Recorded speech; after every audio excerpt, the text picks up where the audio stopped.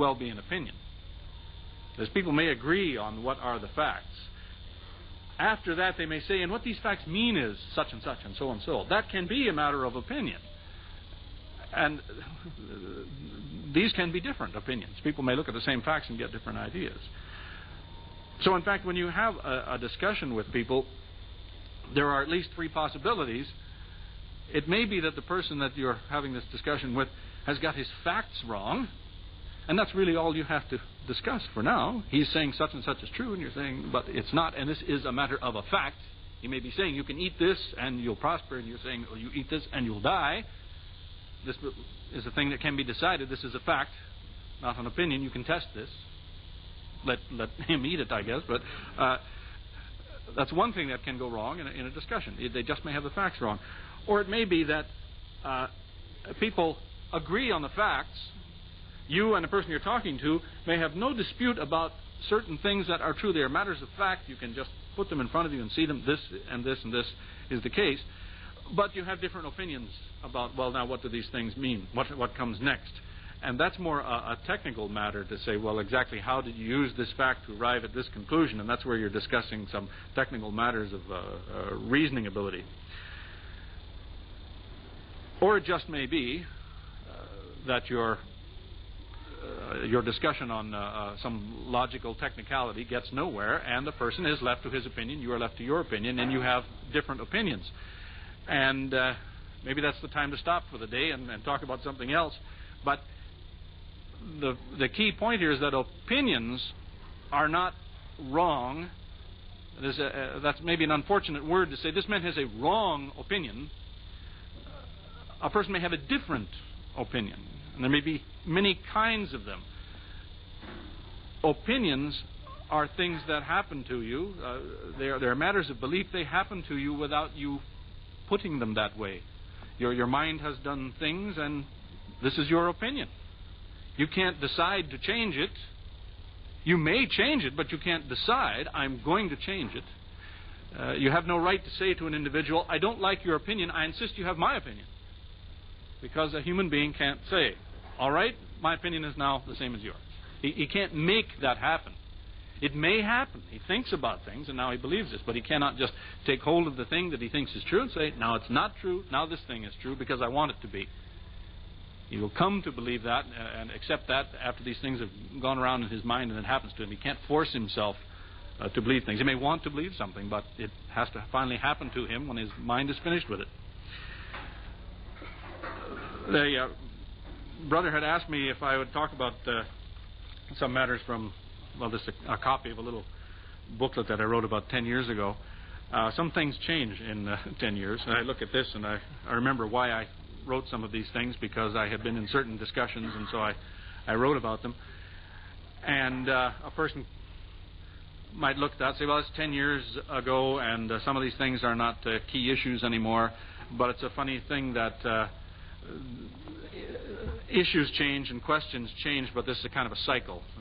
Whatever questions people are asking now, and then they ask different questions, and a few years go by, another back, and they're asking the first questions again, because they go round and round and round. There are only so many questions, and it just keeps getting passed around.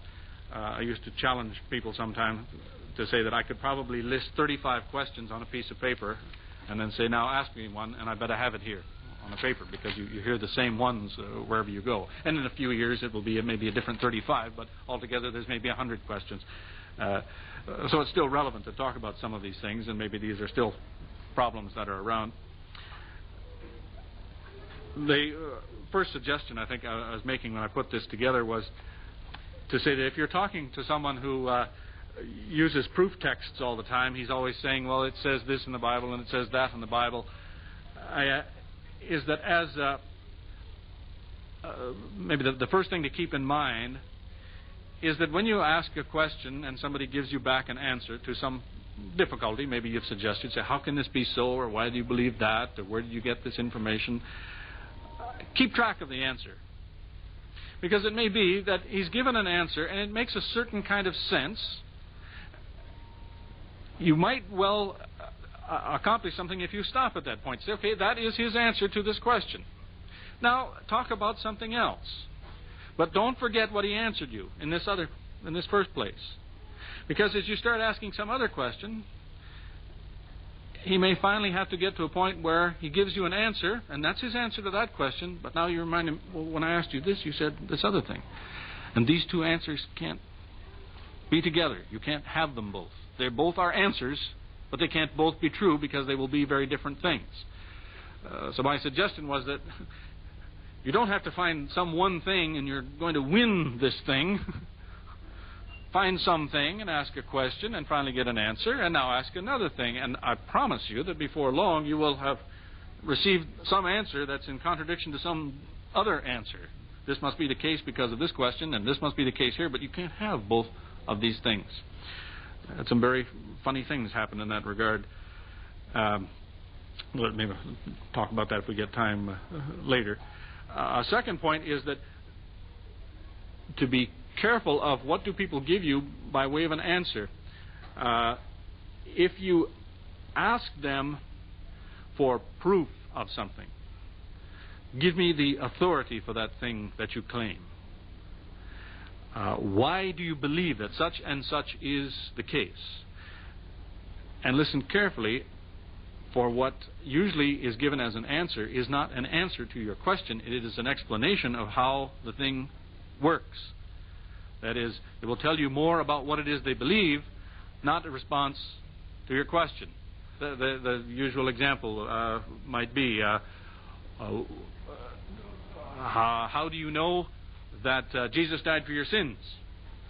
And they say, well, you see, man is born and he has sin, and this must be forgiven, and no man can do enough to earn the forgiveness, so God has to send his Son, and the Son has to die, and so on and so on and so on. That's not the answer to the question. That's an explanation of how the situation goes. What do they believe? What do they say is the case? You didn't ask that. You didn't ask for an explanation. I know how it works. I've heard this story before. How do you know the story's true? That's the question. Where did you get your explanation? By what authority do you say that? Don't just give me the explanation again. By what authority do you make this claim? And the third point just leads into some of the material that maybe I talk about here from this book. There is, it seems, a lot of confusion that, well, it was the case when I wrote this, and it still goes on in certain places apparently, that the Christian missionary tries to confuse the Muslim by saying, you know, in your book, it says that in our book is the truth. So let me show you what our book says, and you must believe it, because your book said our book had the truth. That is, the Quran does talk about the book. It says that the Jews and Christians have in their possession truthful things, tells them to check these things, that they know about these things. But it doesn't name a book. It doesn't say, it's that book, the one this man is holding in his hand, and here it is between these two covers. It says they have the book. Book, meaning a message. In fact, the Bible is 66 books, at least. As any Christian will tell you, it's a collection of at least 66 books, depending on which church you go to and how they divide it. Some say 72 books, and some modern scholars will say there's more than that, and some of them have been combined. The Muslim does well to understand some of what the Quran really says about the book when it says these people have the book. It says, for one thing, in the third surah, in the 77th ayah, it makes reference to the book that the Jews and Christians have, but it refers to it as being a collection of authentic scriptures and forgeries in the 77th ayah. It says they have the scriptures and forgeries. Doesn't tell you exactly which are which. Just telling you this is part of what they call the book they carry around. There is a Quranic verse that has been misquoted in missionary literature very much. That's in the 5th surah. Usually the ayah is numbered 48. And what they do in